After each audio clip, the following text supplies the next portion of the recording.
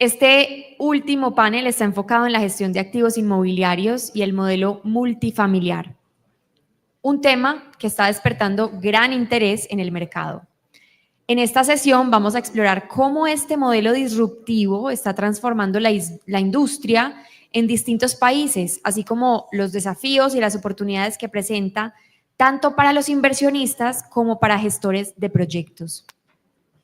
Abordaremos aspectos clave de la inversión en edificios multifamiliares, desde la maximización de la rentabilidad y la sostenibilidad hasta la adaptación a regulaciones y a las crecientes expectativas de los inquilinos.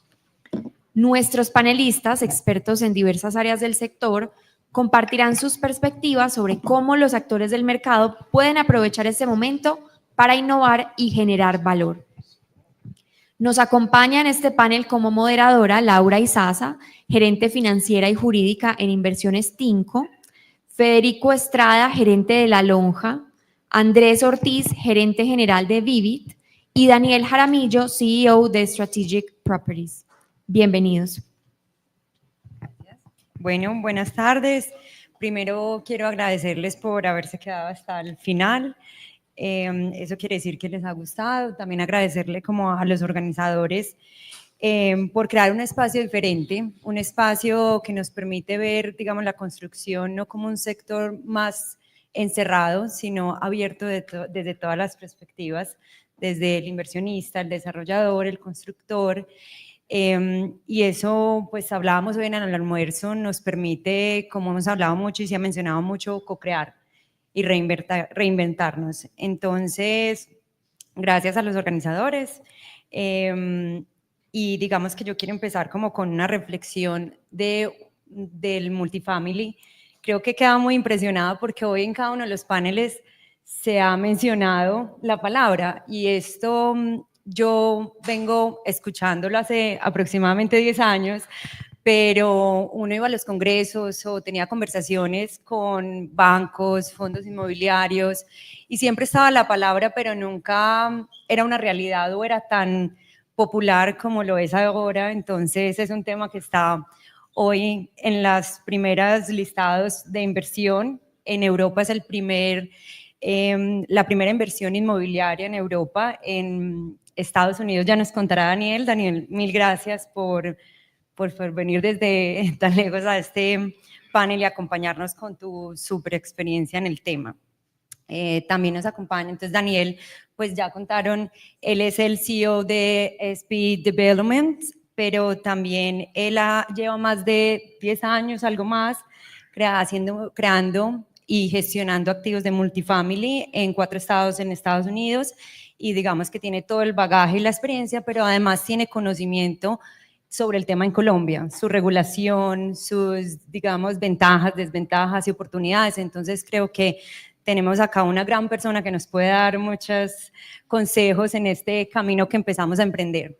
Nos acompaña también Andrés. Andrés es el CEO en este momento de Vivit, pero también es el cofundador de Dual, excelente gestionadora de activos, operador de activos, de muchos de los activos en Colombia y sobre todo pues en Bogotá y en Medellín. Ahora Andrés está gerenciando la empresa Vivit con Coninsa, que se dedican al modelo multifamiliar, que ahora tienen también un nuevo proyecto que más adelante nos contará sobre el tema.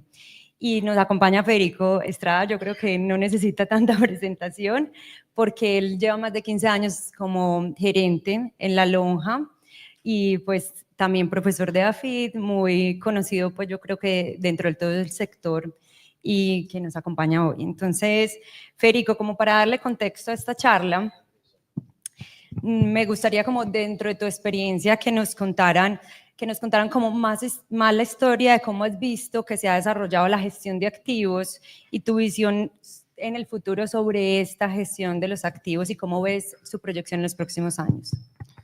No, súper bien, Laura. No, un saludo para todos. Mi nombre es Federico Estrada, soy el gerente de La Lonja de Propiedad Raíz de Medellín y Antioquia. Es un gremio muy joven de 57 años que sentimos pues que apenas estamos empezando porque este sector es apasionante y está lleno de oportunidades y está todo por desarrollar en capacidades. Y me gusta que hayas empezado por ahí porque Yo tengo muchas cosas para decirle y posiblemente ustedes ni siquiera lo saben. El servicio inmobiliario que más tenemos desarrollado en Colombia es la administración de inmuebles.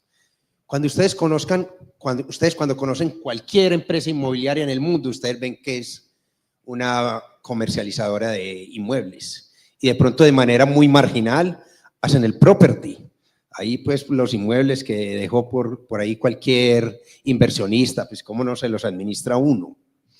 No estoy diciendo que no lo hagan, pero realmente en Colombia las empresas inmobiliarias lo que hacen es administración de inmuebles y de manera marginal hacen las ventas. Y por eso digo yo, es lo que mejor hacemos dentro de lo inmobiliario los profesionales y los empresarios inmobiliarios en Colombia. Pues es como lo más desarrollado. Yo valoro demasiado el desarrollador, el comercializador, pero yo creo que es donde mejor lo hacemos y posiblemente hemos hecho esto con algo que no lo hacen casi en ninguna parte del mundo, que es reconocerle a ese propietario el canon, así no haya pagado ese propietario. Eso es bueno y malo. Digo que es muy bueno porque hemos desarrollado unas empresas con ese enfoque para responderle a ese propietario si hubo un inquilino por allí que no pagó. Y no nos hemos ocupado mucho por el verdadero property que debemos hacer, por la verdadera gestión. Y es allí donde todas esas oportunidades que nos viene a ofrecer, todo lo que hay alrededor del flex living, es inmenso, es inmenso. Entonces, ahí es donde yo digo que es maravilloso lo que está sucediendo. Y todo esto es el resultado de muchas cosas. Es que en Colombia, pese a todos los esfuerzos que hemos hecho en los últimos años, tuvimos dos o tres administraciones hablando de vivienda gratis.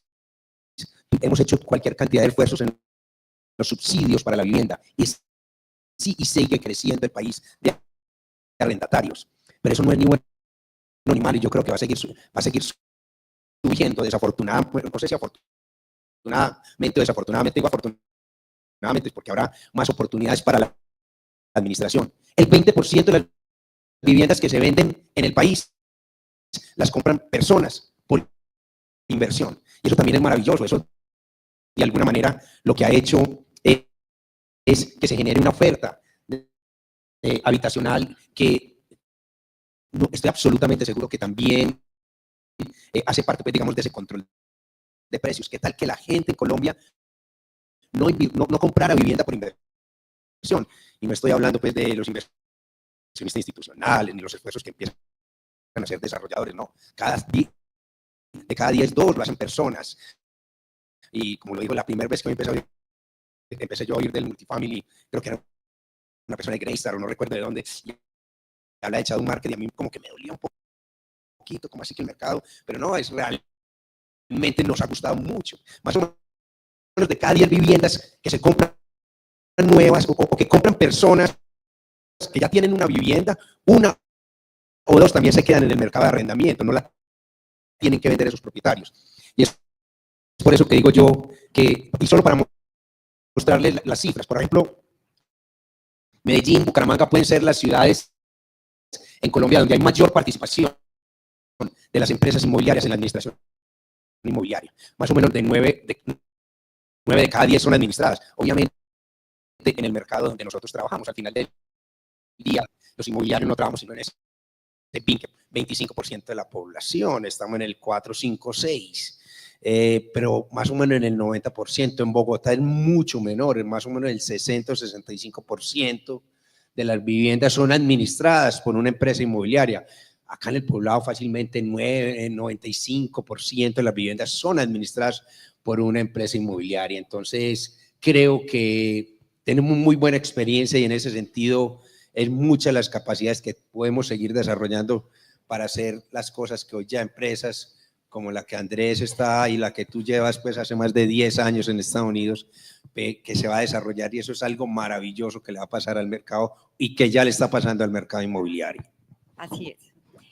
Gracias, Federico. Bueno, uno de los temas, digamos, cuando se empezó a hablar como de multifamily y todo este co-living y todo lo que enmarca, pues, todos los coworking, co-living, multifamily, fue, venga, ¿cómo hago el cierre de esa financiación? Porque lo hablaban, digamos, en algunos de los paneles ahorita, yo tengo que pensar desde la estructura del proyecto en cuánto me cuesta esa operación, a dónde tengo que llegar, cómo voy a pegar a los márgenes, que hoy ya vemos más unión entre el operador y el desarrollador, pero digamos mi pregunta va, en un principio decían, ¿cómo vamos a cerrar esos márgenes? Y no daban con la financiación, no daban con el valor del proyecto, la venta, la operación, pero entonces con la experiencia que hoy tienes, Daniel y Andrés, me gustaría preguntarles cómo logra uno balancear esos costos en la operación con respecto a la experiencia que hablábamos de comunidad, de comunidad, de experiencia del cliente, que es al final el que va a pagar un mayor costo, digamos, del arriendo por una experiencia mejor. Entonces, me gustaría que Andrés y Daniel nos respondieran a dicha pregunta. Bueno, muchas gracias por tenerme acá. Complemento un poquito la introducción que nos dio Laura ahí acerca de las empresas que tenemos allá en Miami. Hace 10 años empezamos construcciones, hace 23 años empecé con multifamily en Miami, ya llevo 25 años viviendo allá. Hoy en día administramos 5.400 apartamentos y tenemos un pipeline de 1.800 apartamentos que estamos construyendo, 1.200 más o menos en Miami y otros 600 en Texas. El multifamily, bueno, ha sido toda mi vida, ¿no? Esto, pero adoro Colombia, entonces vengo muy seguido acá y cada vez que vengo acá toco el tema hasta que hace un par de años nos contrató una compañía en Bogotá para que evaluáramos la viabilidad de construir acá y ver cómo se desenredaba ese problema y cuáles eran las cosas que no estaban funcionando acá. Son una serie de factores para responder tu pregunta. Lo primero es comparemos un edificio de 100 unidades multifamiliar con uno de 100 unidades de apartamentos normal y lo primero es que el costo tiene que ser diferente, debe ser menos. Nosotros llegamos a una conclusión de más o menos entre el 8 y el 12% tiene que haber de ahorros en la construcción de un multifamiliar. No es el mismo edificio, partamos de esa base. Lo segundo, hay que aumentar los ingresos por metro cuadrado y sería, en México lo lograron aumentar entre 20 al 50% y lo hicieron a punta de reducir un poco el tamaño de las unidades sin que la percepción, sin digamos que afectara al inquilino. Igual cobraban más o menos lo mismo que yo llamo como la tía Yolanda, que la tía Yolanda es la que compra de ese 20% de unidades que Federico mencionaba, en el que compra la propiedad para alquilarla. Y también vimos eso, la rentabilidad de la tía Yolanda es del 5% aproximadamente, versus un inversionista no apalancado en multifamily está alrededor del 11%, no apalancado. Acá eso me lleva al siguiente problema, apalancamiento.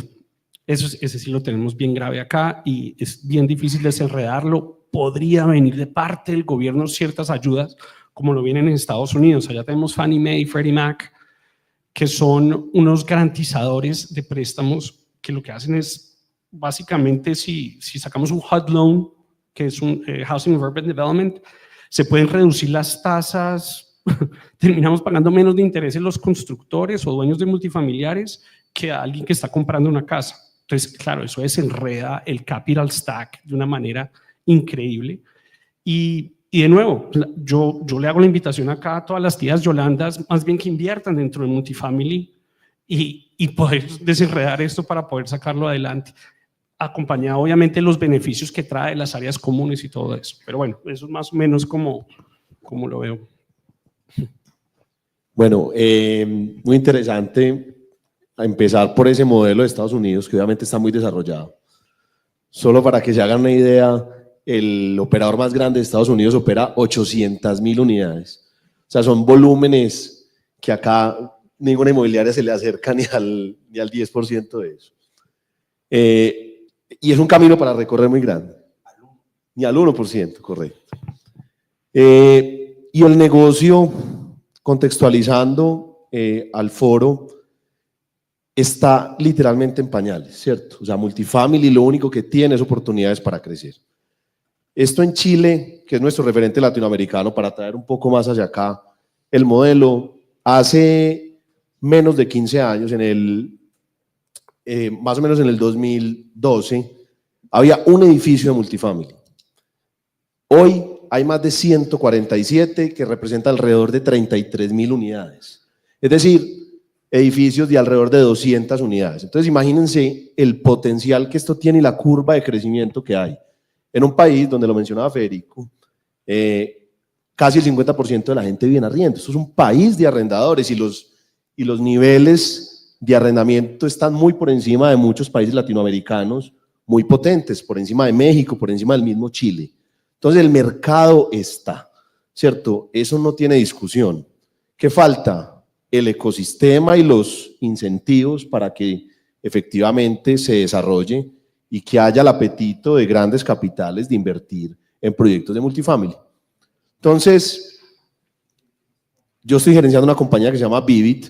Nosotros somos la unión de Coninsa, que es un gran constructor y desarrollador inmobiliario. Por acá está Juan Camilo Hoyos, una de las personas que ha trabajado conmigo en el desarrollo de este nuevo proyecto.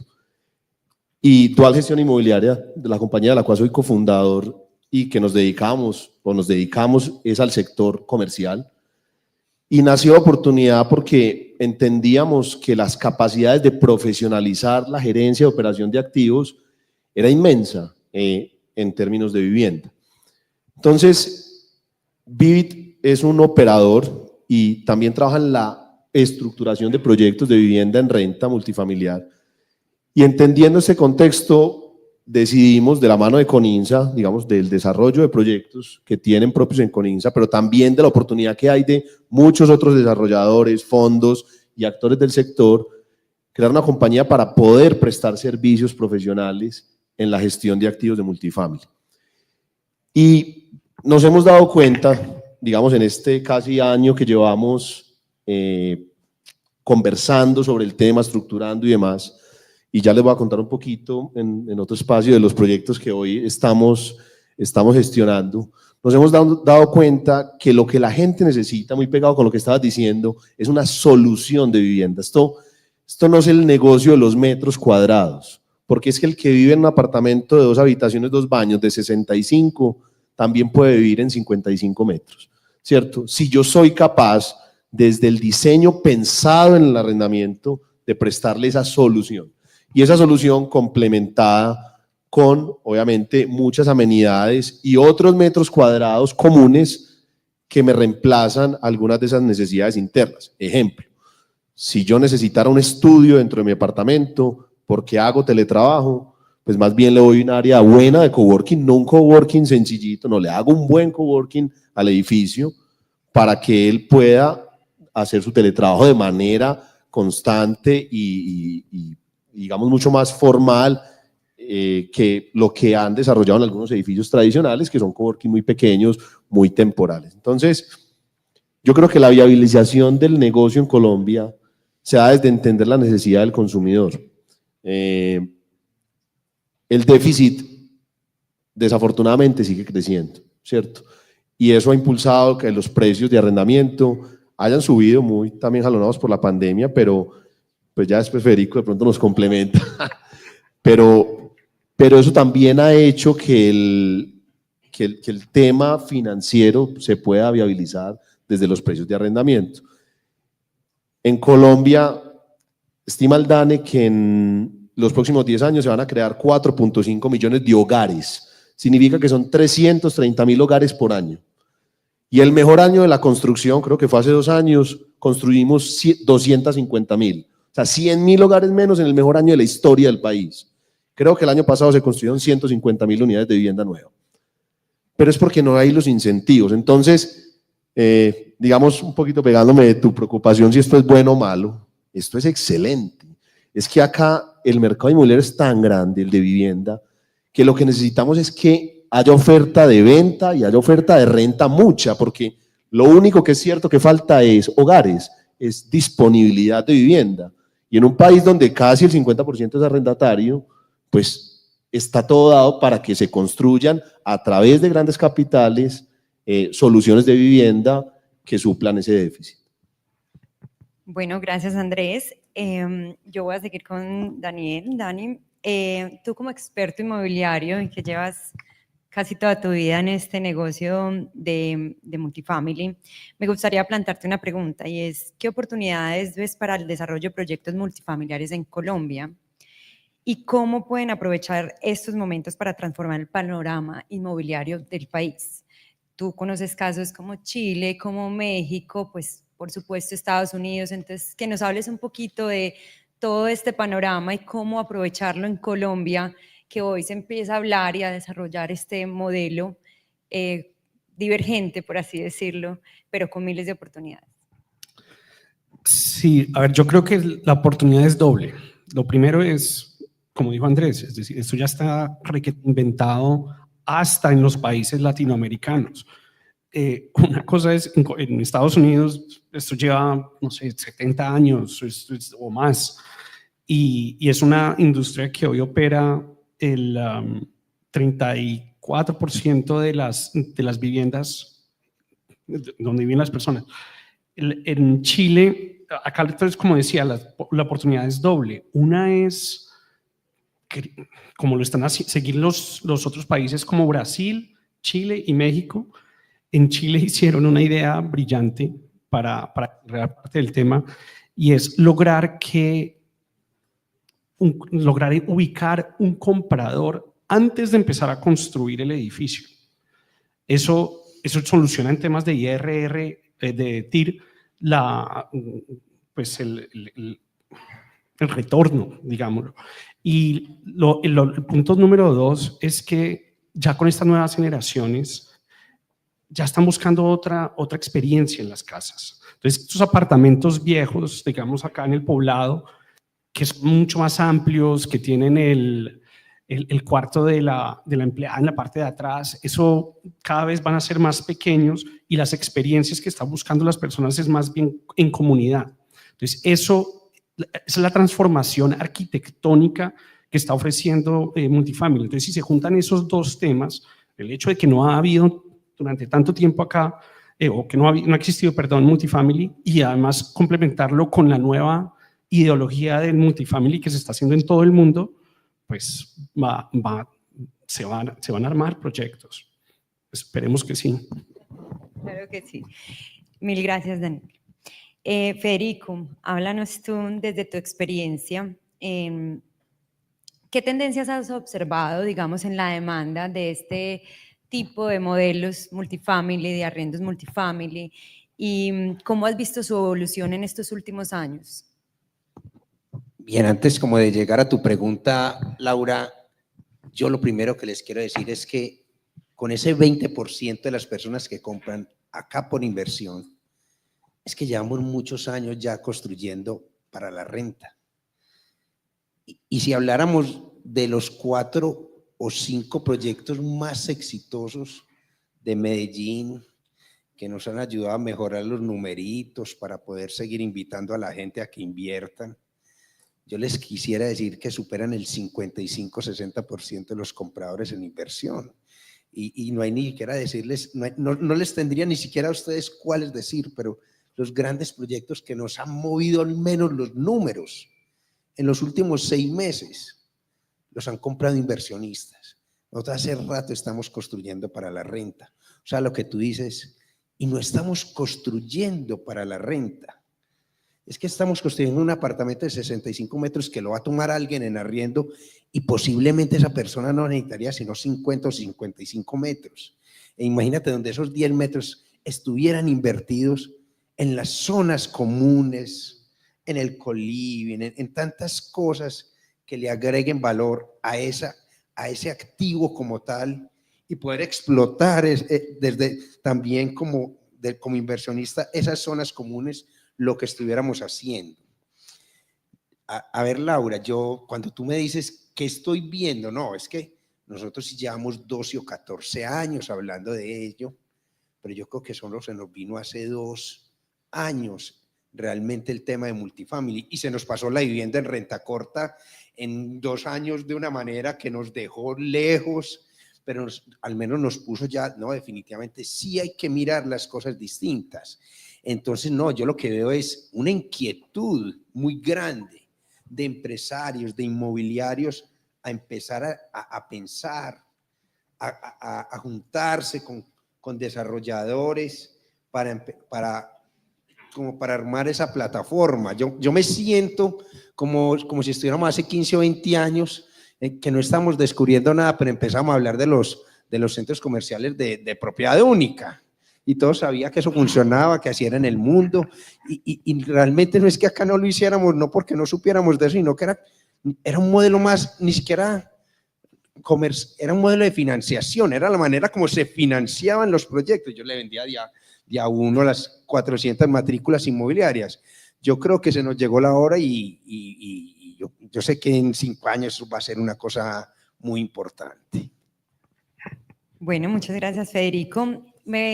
Digamos que escuchándolos a ustedes y todo, pues todo el seminario que hemos tenido hoy, a mí me genera una inquietud, y es: nosotros tenemos unas limitantes normativas dentro de Colombia, digamos, para la factibilidad de esos tipos de negocios de multifamily, especialmente la 820, que es una ley muy proteccionista, y lo hablábamos en nuestras conversaciones. Entonces, a mí me llega una cuestión, hablando del tema de comunidad y hablando del cierre financiero como tal. Ustedes, expertos en gestores inmobiliarios y operadores inmobiliarios, ¿cómo cierro o qué ideas se les ha ocurrido o han revisado? ¿Cómo cierro ese gap? Porque no vamos a tener un movimiento de cambio de legislación, creo que ahora no es el momento que le preocupe a nuestro gobierno, pero ¿cómo puedo hacer yo con esas estrategias de comunidad, de automatización que hemos hablado en este foro, y digan mayores ingresos, para poder llegar a una rentabilidad esperada por los inversionistas que van a estar en el multifamily? Para que me respondan. Si quieren, yo inicio. A ver, las 2 grandes barreras que nosotros vemos en términos legales, que a diferencia de otros países le ponen unos retos grandes al negocio en Colombia, son: la primera es la imposibilidad de que los arriendos suban por encima de la inflación, ¿cierto? Porque está regulado y yo no puedo libremente subir los precios como en Estados Unidos sí lo pueden hacer, ¿cierto? Que van, dependiendo del mercado, pues van subiendo y bajando, digamos, con más libertad. Y lo otro es, digamos, la protección que tiene el arrendatario para que yo no lo pueda, vulgarmente dicho, sacar de su apartamento, así me esté incumpliendo con el contrato, y hay una serie, pues, de temas legales que me impiden hacerlo de manera fácil, ¿cierto? Que sé que también en Estados Unidos es una cosa mucho más sencilla. Entonces, cuando uno mira esos retos, bueno, ¿y eso cómo lo solucionamos en la práctica? El tema de los ingresos es lo que pone más presión en los modelos financieros, ¿cierto? Y hay varias formas de hacerlo. Lo primero es que este negocio es un negocio que tiene naturalmente rotación, es decir, el arrendatario sabe que o normalmente están periodos de la vida donde rápidamente cambia. Es una pareja que después tiene hijos y se va de ese apartamento a uno más grande, o son unas personas que están temporalmente en una ciudad y después se van a otras, y hay una rotación natural. Nosotros estimamos que en Colombia esto todavía está por conocerse, y parte del trabajo con entidades como la que Federico representa es analizar eso, cómo es en la práctica del arrendamiento del mercado sombra, y debería ser por lo menos del 30%, para que en el momento de yo volver a alquilar esos apartamentos pueda subir los precios por encima de la inflación, y también poder alcanzar los incrementos de salario mínimo, porque al final estos negocios son muy intensivos en personal. Pero ahí viene el otro lado de la moneda: es como soy muy eficiente para no tener que usar tanta mano de obra y muy pegado a los gringos, cómo, y lo decían ahorita en otros paneles, cómo uso la tecnología como el corazón de este negocio. Esto, pues de pronto vos ahorita nos contás un poquito, porque ustedes manejan ya muchas unidades, y esto sin tecnología no se puede escalar y no se hace eficiente, y por ende no hay viabilidad de cierre financiero. Lo otro, del segundo reto, que es ese reto de la protección que tiene el arrendatario, tiene que ver mucho con un buen análisis de a quién le voy a arrendar el inmueble, ¿cierto? Nosotros en Vivit nos apoyamos de Coninsa, ya les conté que es uno de nuestros socios. Ellos, además de ser un desarrollador inmobiliario muy grande, son una de las inmobiliarias de administración de contratos más grandes del país, con alrededor de 7.000 inmuebles. Y en cifras del año pasado, de todo ese portafolio de 7.000 inmuebles, solo tuvieron que hacer una restitución de apartamento, una en todo el año. Entonces es como un mito de que la gente siente mucho temor porque la ley sí protege mucho y es difícil, pero si en la práctica usted lo hace bien, si con tecnología rápida es capaz de analizar ese cliente, obviamente si desde el multifamily uno es capaz de identificar de manera temprana esos clientes que efectivamente van a incumplir, pues ese riesgo se mitiga desde la operación. Y eso también le quita un componente de riesgo que muchas veces hace, digamos, que se inviabilicen las fórmulas financieras, pues, o los planes de negocio de los activos. Sí, a ver, yo tengo varios puntos ahí como para contestar, pero primero lo hablo desde el punto de vista de Estados Unidos. Allá hay estados que se llaman landlord states y otros que son tenant states, es decir, en donde por ejemplo, Nueva York le favorece más la ley al inquilino que en la Florida. En la Florida es más fácil hacerle un desalojo a alguien, las leyes favorecen un poco más al dueño de la propiedad. Yo estoy solamente en landlord states, entonces me he cubierto de esa manera. Veo cómo se complica la cosa acá al punto que pasar por un proceso para alquilar un apartamento acá es increíblemente difícil. Pues lo veo yo como si fuera un inquilino acá versus ser un inquilino allá. Toca, corríjame si estoy equivocado, conseguir un fiador que tenga propiedad. No, yo no sé, es decir, eso me parece insólito de lo difícil porque habrá mucha gente que no tiene eso. Y la gente, seguro que a mucha gente le gustará estar poniendo su firma. Nosotros allá, en estados en donde la tecnología nos ha ayudado tanto, podemos llegar a pedir unos depósitos de seguro de $150, ni siquiera un mes.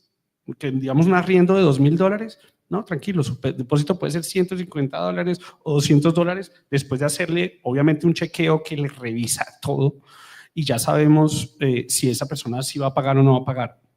También hay unos seguros que los pueden pagar de esa manera, pero en fin. Nosotros allá una de las cosas que hacemos para poder aumentar ese ingreso, como lo decía Andrés, tenemos other income, que son otros ingresos, y ahí tenemos clasificados obviamente el cobro por mascota, y es un cobro que se cobra de entrada y se cobra mensualmente. El cobro de los late fees, como somos una institución grande, digamos con unos procesos, somos supremamente exigentes con los late fees, con los métodos de pago. No, con los demora. Sí, exactamente. Y intereses. Bueno, después tenemos de otros ingresos, parqueadero. A veces se cobra el parqueadero, se cobran las áreas comunes, se cobra básicamente incluso los servicios.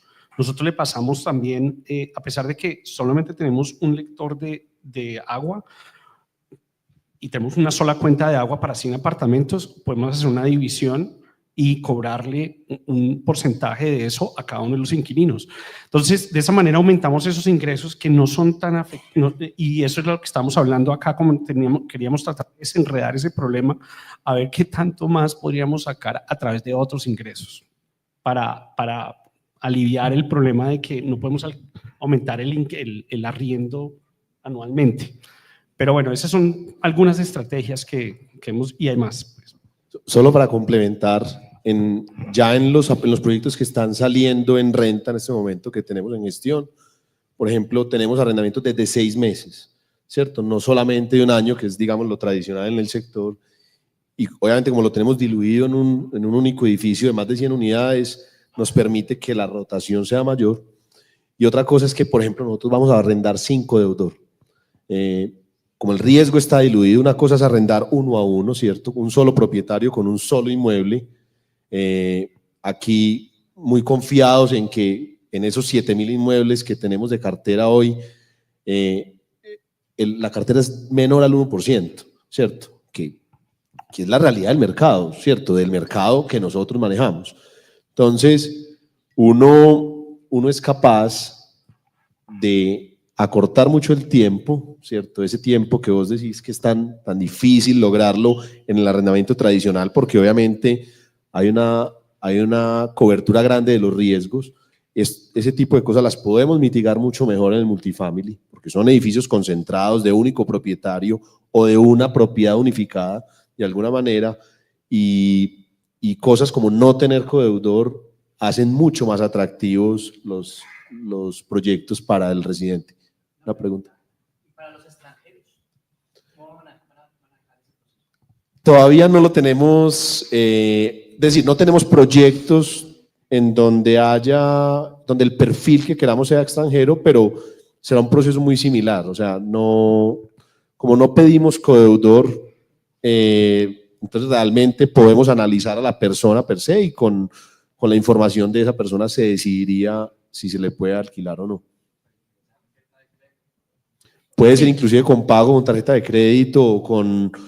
Nosotros en Colombia no podemos pedir depósitos, esa es otra barrera que hay, ya está prohibido por ley, pero sí podamos usar otras herramientas para hacer. Bueno, digamos que acá hay una pregunta que me ha rondado durante todo este foro, y es que yo veo que llegan personas, nuevos inversores, generan comunidad, pues que va muy atado al tema de multifamily, y cuando escucho como personas de bancos, banqueros, de, digamos, empresas financiadoras, yo los escuché y dicen, no, es que esta generación está cambiando y quieren más experiencia que tener, y todo este tema de la modificación, digamos, del pensamiento generacional que tiene que impactar directamente al multifamily. Pero también tenía una conversación en estos días contigo, Daniel, y de pronto con ustedes, y es ¿qué tanto ustedes que están realmente en este sector ven que la gente sí está cambiando el chip de tener, como tú lo decías, la escritura debajo de la cama, a yo voy a ir a arrendar un apartamento y tener esta movilización y voy a pagar por unos servicios adicionales que tenían en el arrendamiento tradicional gratis, entre comillas, ¿por qué no? Pero sí ven que esto se está generando, o tiene que haber más conciencia, más unión, digamos, desde la venta y desde el mercadeo de este tipo de modelo multifamiliar. ¿Cómo lo ven en ese tema? A ver, de nuevo vuelvo al punto de nuevo, Yolanda, la que está, la tía con plata, que compró un par de apartamentos para alquilar y contrata a la inmobiliaria para que le hagan una administración. Claramente en estos negocios, como en todos, las economías de escala ayudan un montón. Entonces, tener 2 apartamentos que tiene Yolanda versus, o digamos 100 de esas 100 Yolandas, en 100 apartamentos separados versus un solo edificio que tiene 100 apartamentos, la administración es muchísimo más económica. Tenemos 2 personas de mantenimiento, bueno, es una persona de mantenimiento por cada 100 unidades, que está cumpliendo con todos los mantenimientos mucho más rápido, mucho más barato. Tiene ya el inventario de los materiales, porque todas las neveras son exactamente iguales. Todo es una experiencia mucho mejor para el inquilino que está viviendo ahí, y no que tiene que llamar a la tía Yolanda a las 2 de la mañana porque se le rompió una tubería. Ni va a contestar. Entonces,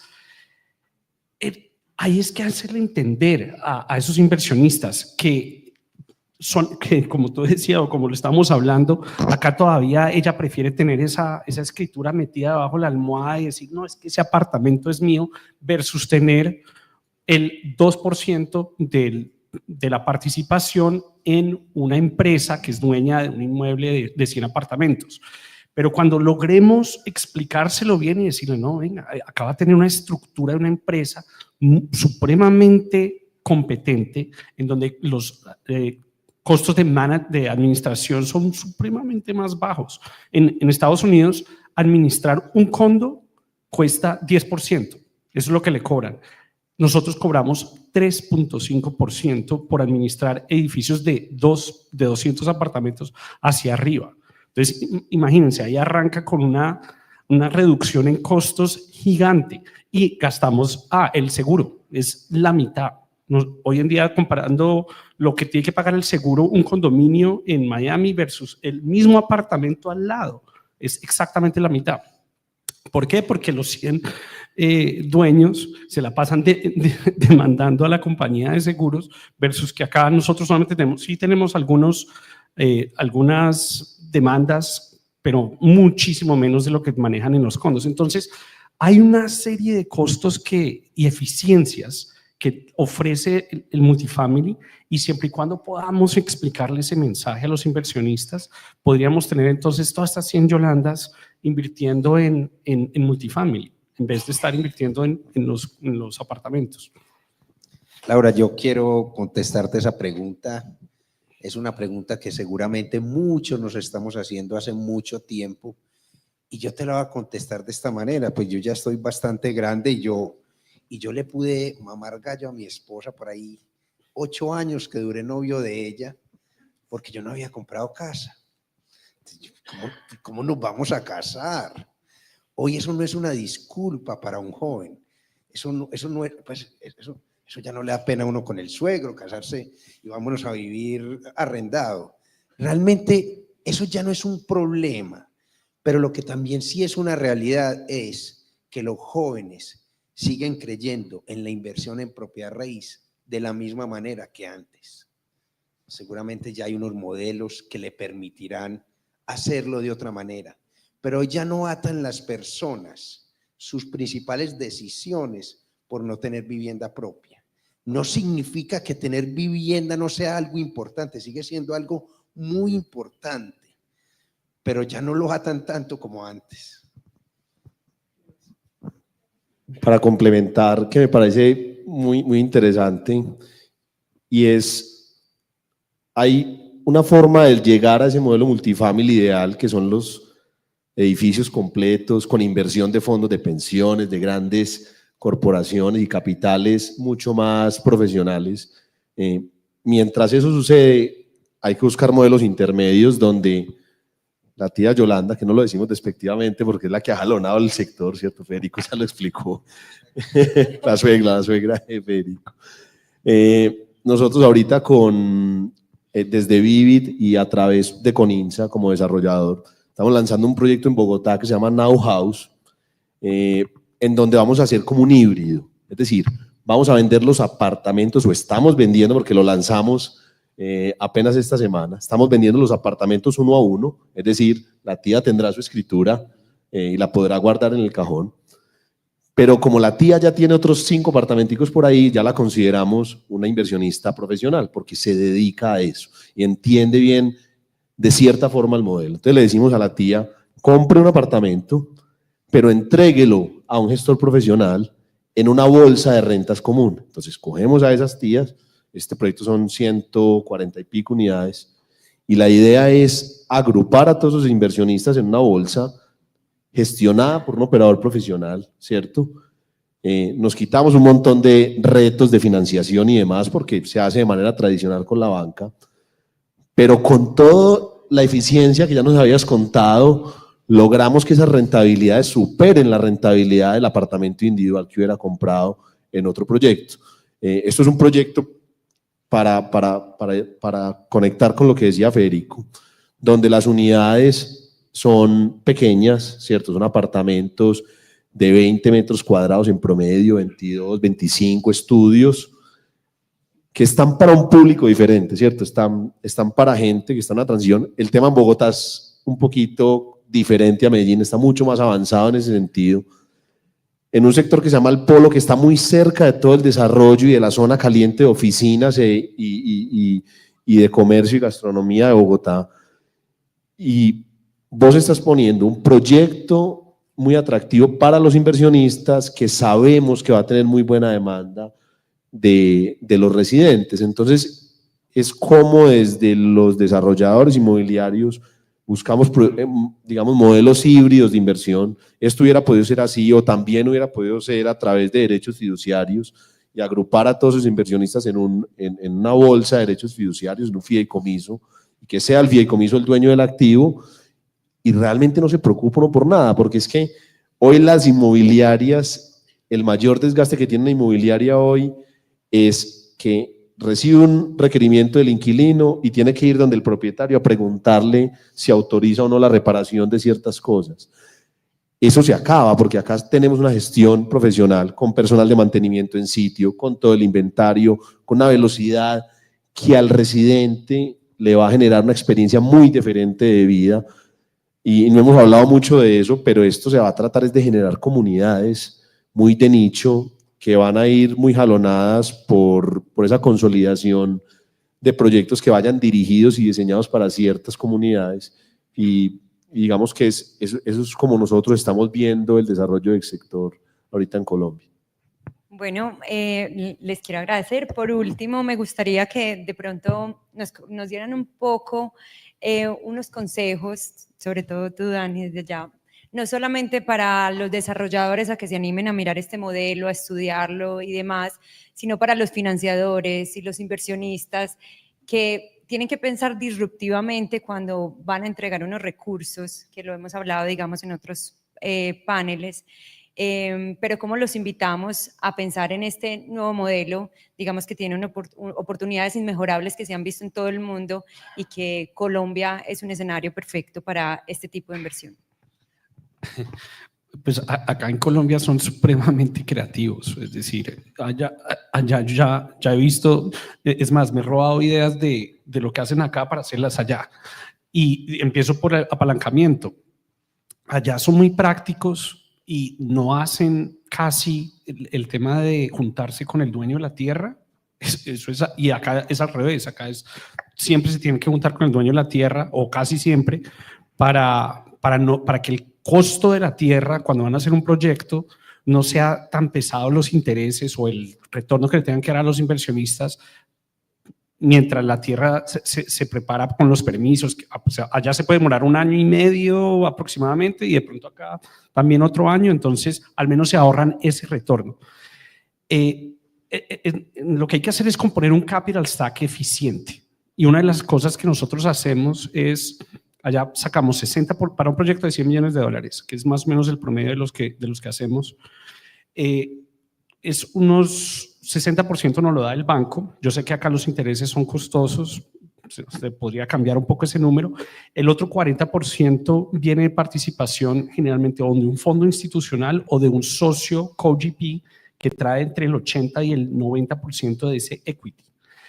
Lo que queda, el otro 10%, puede ser un esquema de Friends and Family o crowdfunding. Entonces, y no hemos hablado de crowdfunding, pero ahí es donde se empieza a involucrar a la tía y a todos los otros inversionistas que quieren ese retorno, que quieren participar de finca raíz, pero que quieren algo que esté a nivel institucional y que tenga unos retornos más altos de comprar un apartamento en el poblado. Entonces, creo que esa es la manera como desenredar la pita, al menos al lado financiero.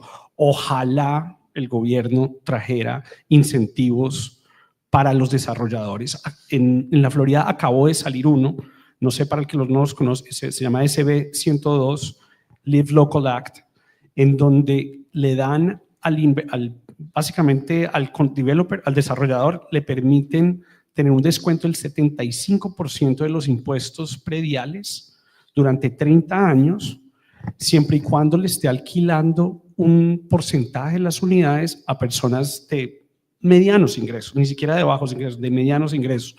En 3 de los 4 proyectos que estamos desarrollando en Miami, calificamos y no tenemos que mover nada del alquiler. En el otro estamos viendo a ver si bajamos un poco el alquiler para poder lograr ese punto.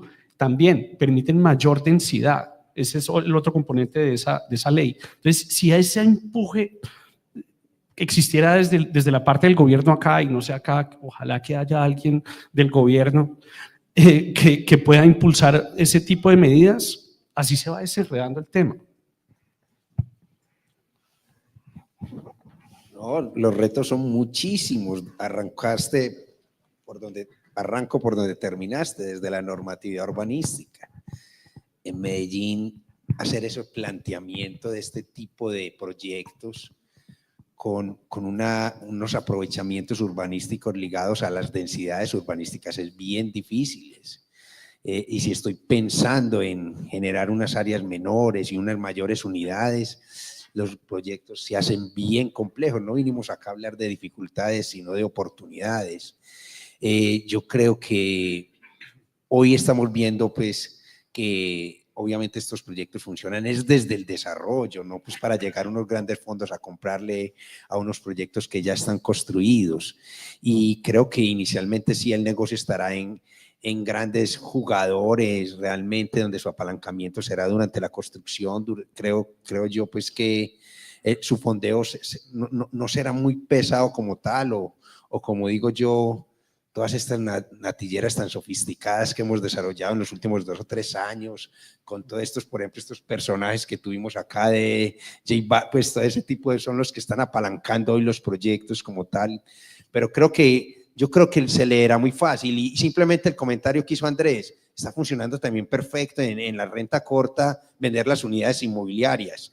Pues si vamos a empezar en un cambio cultural, a vender participación, para después revender, que es bastante difícil, así le mostré a la persona una rentabilidad superior al 12, 14%, no, acá la escritura, ¿dónde está y dónde la va a guardar? En fin, no, yo veo que vamos a avanzar muy bien, no tengo muchos temores, realmente creo que hay muy buenas oportunidades y veo un muy buen ambiente para ello. Bueno, lo mío muy corto para cerrar, digamos que más que un consejo es una invitación, y es a seguir conversando de multifamily, ¿cierto? Yo creo que eso es lo que realmente beneficia al sector. Nosotros hoy participamos en diferentes foros. La semana pasada estuvimos en el Congreso de Camacol, asistimos a los eventos que hace La Lonja, vamos a eventos como este, porque lo importante es que la gente le pierda el temor a nuevos modelos de negocio, como lo que pasó ya con el turismo, o que está pasando, porque también lo decían ahorita, el turismo está también empezando, o sea, lo que estamos viendo parece mucho, pero el potencial de crecimiento que tiene es infinito. Es lo mismo con la vivienda en renta multifamiliar, y la invitación es a conversar, ¿cierto? A que los diferentes actores de toda la cadena inmobiliaria nos eduquemos sobre el tema, aprendamos, conversemos, visitemos los lugares donde ya está desarrollado el modelo. La Florida está a menos de 3 horas en avión, ¿cierto? Y ve uno cualquier cantidad de desarrollo. Allá lo recibo. Tal vez está buscando ya alojamiento. Sí, Chile está un poquito más lejos, pero también es un buen ejemplo. México, Brasil, en fin, ya lo mencionamos. Y esto se trata es de que en equipo, lo decían ahorita en otro panel, sumemos para que la conversación llegue donde tiene que llegar. En los foros donde estamos asistiendo ya están yendo los bancos, ya están yendo los fondos. O sea, esto no es que ellos sean ajenos, no es que no estén mirándolo, sino que hay temas regulatorios. Tú lo decías ahorita, ¿cómo hacemos para que hayan incentivos? Personas como Federico pueden ser muy influyentes en las administraciones, empezando por los municipios. A esto habrá que sumarle legisladores, en fin, pero se trata de conversar. Muy bien, pues hemos llegado al final de este evento. Muchas gracias a nuestros panelistas, a nuestra host. Ver esta sala casi llena es impresionante. Un sábado a esta hora, después de todo un día de paneles, demuestra la calidad de nuestros speakers, la calidad del contenido y la calidad de ustedes como asistentes a este evento. Voy a darle paso a Juan y a Daniel, que quieren darle unas palabras finales para cerrar. Recuerden que los vamos a invitar ahora a Hash House y les pedimos, si por favor nos pueden ayudar leyendo este QR para darnos sus recomendaciones, cómo les pareció el evento, qué quieren ver en las próximas versiones, que lo vamos a tener en cuenta. Gracias. Muchas gracias, Caro. También agradecerte a ti por llevar y liderar toda la charla durante el día de hoy. Sobre todo agradecerle a ustedes porque sabemos que sábados son complejos, pero también sabemos que son espacios de pronto que facilitan más la permanencia de todo el día. Dentro del QR también pueden proponer si prefieren un sábado o un día de semana. E igualmente recordarles que para el 12 y 13 de junio del próximo año ya estamos hablando del próximo foro de Lumen. Finalmente me voy a pegar algo de las últimas palabras de Andrés, que yo creo que, mejor dicho, ni que nos hubiéramos puesto de acuerdo para el cierre, porque yo creo que el mensaje aquí es seguir conversando. Esa es la idea y esa es la invitación de este foro, para traer cosas a la mesa que incluso todavía sean retadoras para nosotros. También la intención es atraer las buenas prácticas que algunos están haciendo, que no todos lo sabemos y que funcionan. Y aquí vamos desde grandes inversiones hasta, como hablábamos ahorita, de inversiones pequeñas, crean en que existen modelos de rentabilidad inmobiliaria que no tienen que ser grandes proyectos y que eso también es posible. Entonces, aquí lo que vimos fue un mix de muchas soluciones para diferentes tamaños, colores y sabores. Agradecerles a todos, especialmente a los panelistas, que fue muy corto el tiempo para toda esta preparación, pero yo creo que a los organizadores y al resto del equipo hicieron un trabajo extraordinario. Y finalmente un aplauso para todos ustedes que duraron aquí todo el día. Muchas gracias.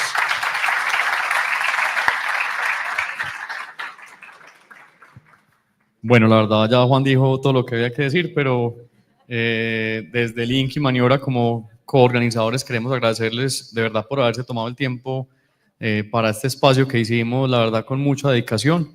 Yo soy un fiel creyente de que el ecosistema se construye con los inversionistas grandes y con los pequeños también y con todas estas comunidades. Finalmente, en las comunidades de práctica es que logramos crear desarrollo económico y mirar las oportunidades. Entonces, bueno, los invitamos, como les decíamos ahorita, a Hash. Podemos irnos caminando, es allí donde queda el edificio de colores, a tomarnos un coctelito, un vinito y ya poder ir a descansar. Listo. Muchas gracias.